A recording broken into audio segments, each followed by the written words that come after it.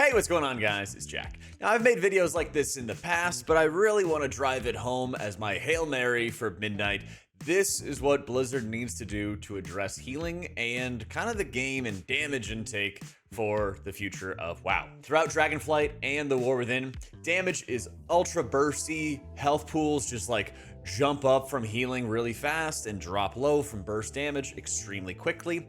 And it's gotta stop. I mean, this game has accelerated so hard that there's more 3 heal encounters than ever.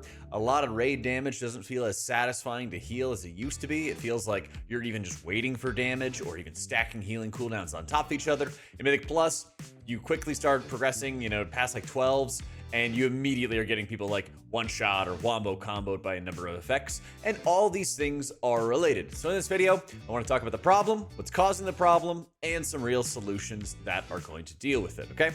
First and foremost, there is an overall bloat problem in the game. For some specs, it's related to how many buttons there are, but in a lot of cases, it is on what spells you use and what spells you don't use from a class perspective, and cooldown and defensive bloat. So, Shaman recently got a change to Whispering Waves and to their Farseers that allow them to transfer more healing into Ascendance and Cloudburst. What this has caused is a build that completely ignores Chain Heal, completely ignores Healing Rain, and mashes Riptide and Healing Wave over and over and over again to do just basically like spread light healing, which stacks up and builds up Cloudburst really quickly. As a result, the spec doesn't care about mana almost at all. It just mashes 2 buttons the entire time and doesn't actually use your other core abilities. And it's an enormously polarizing build, which sort of is a mirror to the hardcore chain heal build that they were just in last year. So they really have gone from one end of the spectrum of using, Healing Rain, using chain heal, to not using those abilities and only using Riptides and Healing Waves. And it's because the hero talents so heavily focus your gameplay into a very specific section. And as a result, you have hero talent power, which doesn't encourage you to use the entirety of your kit. I think that's a huge problem, as well as bloat when it comes to raid cooldowns and healer cooldowns, as well as defensives.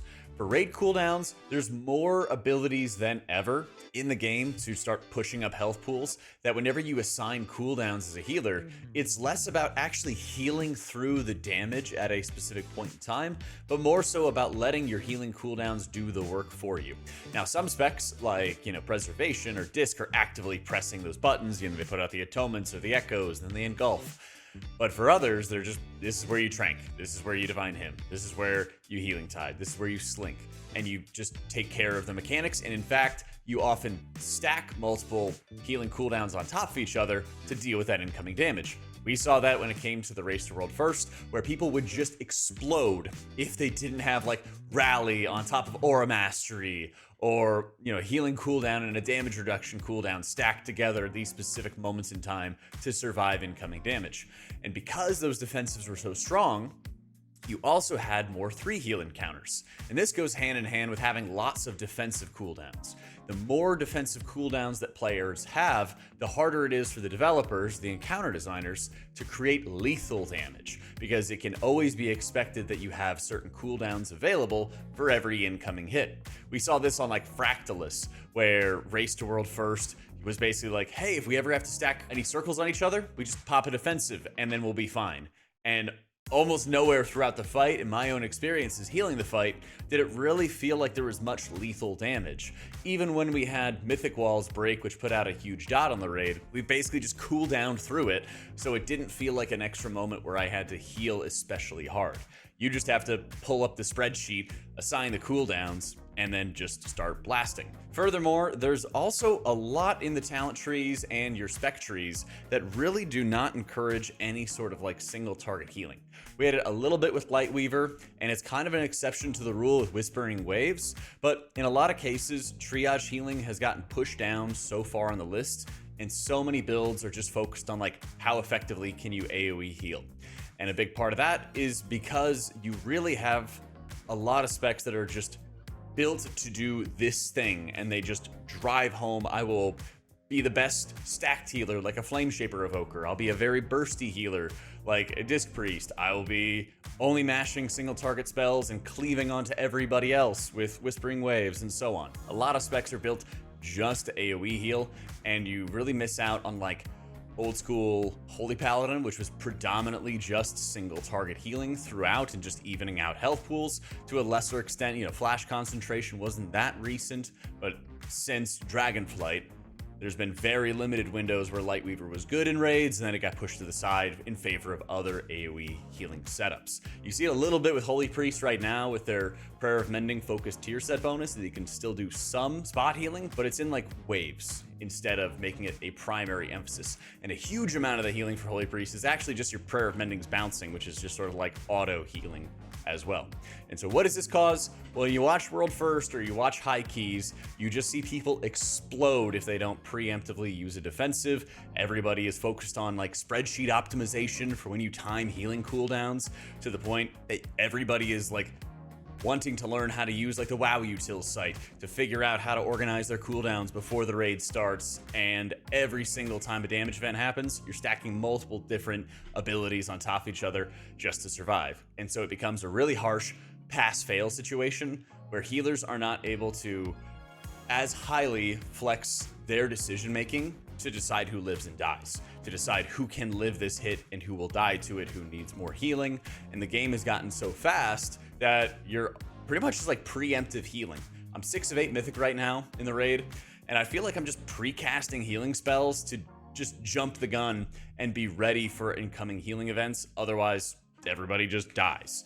So what should they actually be doing? What are the solutions that should be having to the game? Well, that gets tough. The new expansion is bringing something called Apex talents, which probably is going to be more of these hero talent tier sets sort of baked into your spec or class tree. So it'll be a little bit tough for the hope of greatly reducing the talents, not to like the mop like 3 rows of 3 or 6 rows of 3. I don't want to have like only, 20 talents or something silly like that. We can have a lot of talents, but I think these trees don't need to be as large as they actually appear to be. But that's probably not going to happen for the new expansion. So instead, what I think that they should actively be doing is they should prune down everybody's defensives in the game so that everybody has one active button press for a defensive.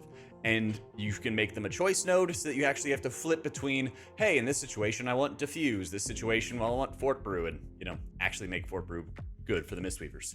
Same thing goes for a lot of specs like Astral Shift being much, much better than Stone Bulwark Totem, right?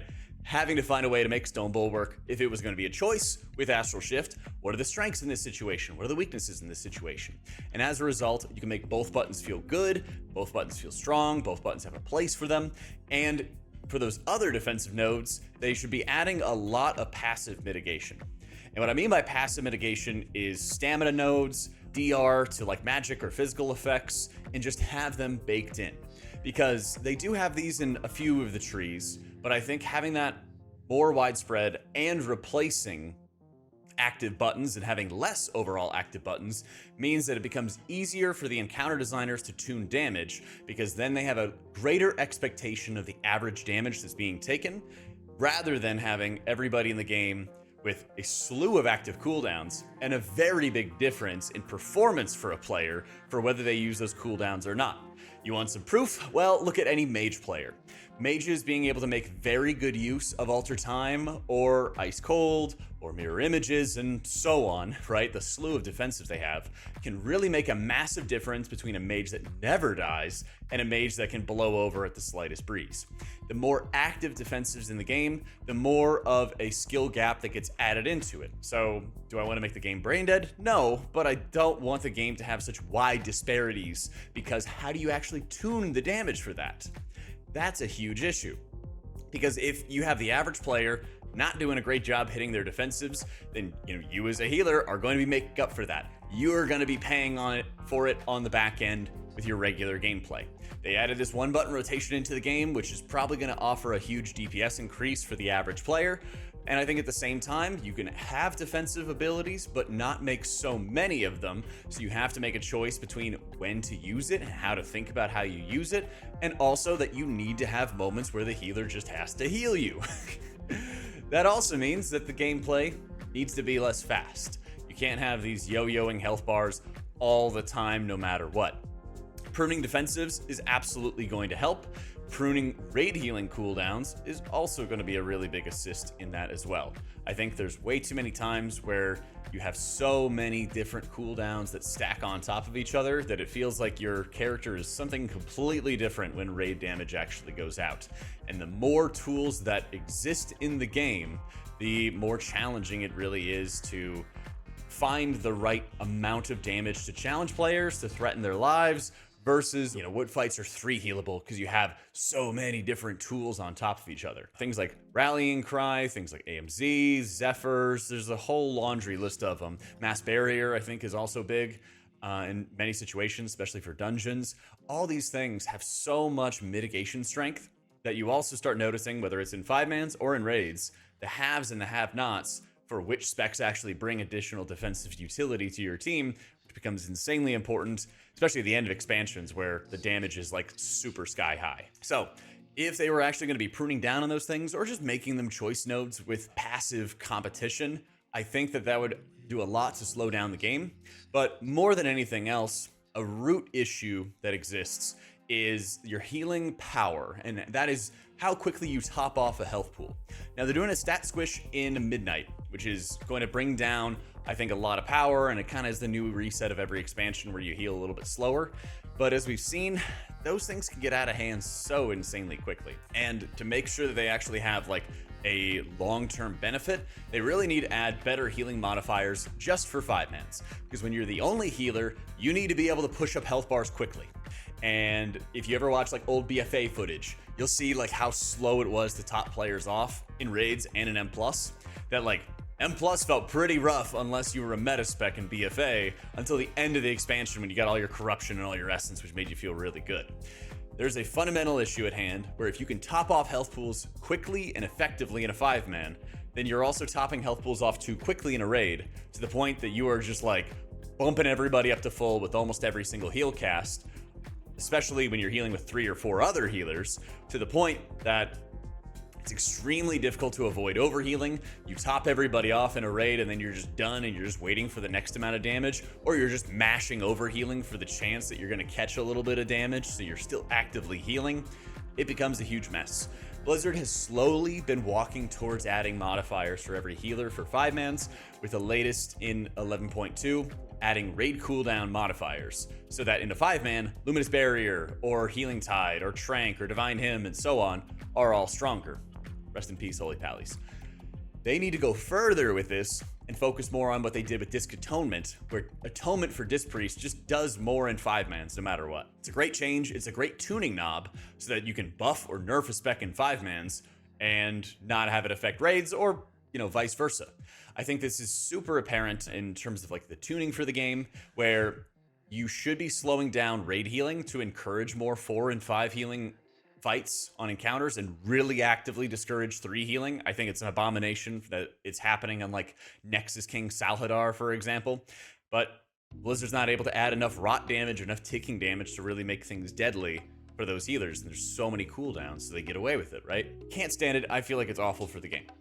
And in order to make sure that that doesn't happen, you have to slow down healing in raids so that you are actively spending time topping players off before the next damage hit, and you don't just lay on hands them instantly and just sit around, rubbing your hands together or watching my YouTube videos and liking and subscribing. Instead, you should be actively healing. But you can't slow it down so much in 5-mans that you're just taking forever to top people off and you need them to eat food in between pulls. That would be an awful situation. So the middle ground is having a modifier, and it could be different for every healer, that is increasing their healing in a 5-man in different ways. Disc has it through Atonement. I think that's a really good way to do it. They might need a special aura modifier for something like Paladin. And yes, it's going to have some kind of variance in terms of how, your Holy Shock hits really hard in a 5-man, but not as hard in raids. Honestly, if it's good for the gameplay for each of those phases, I think it's worthwhile. I know Blizzard absolutely hates having high variance between their spells in one content form or another, but they had to do it for PvP, and I think that they really have to do it for a Mythic Plus environment as well, because the alternative is what we've seen. It's if you are pushing up health bars so fast, raid damage is like these pass fail where you defensive or die, or get somebody else's defensive or die. You're constantly just blasting over healing on the chance that somebody's gonna take a hit. You have these moments in World First Race where people randomly get double ticked by a mechanic and they instantly perish. And so much of that is because how fast the game actually ends up going. So much of it is because of the Dragonflight talent trees and how vast they are and how much power gets put into a lot of your abilities at the expense of some others.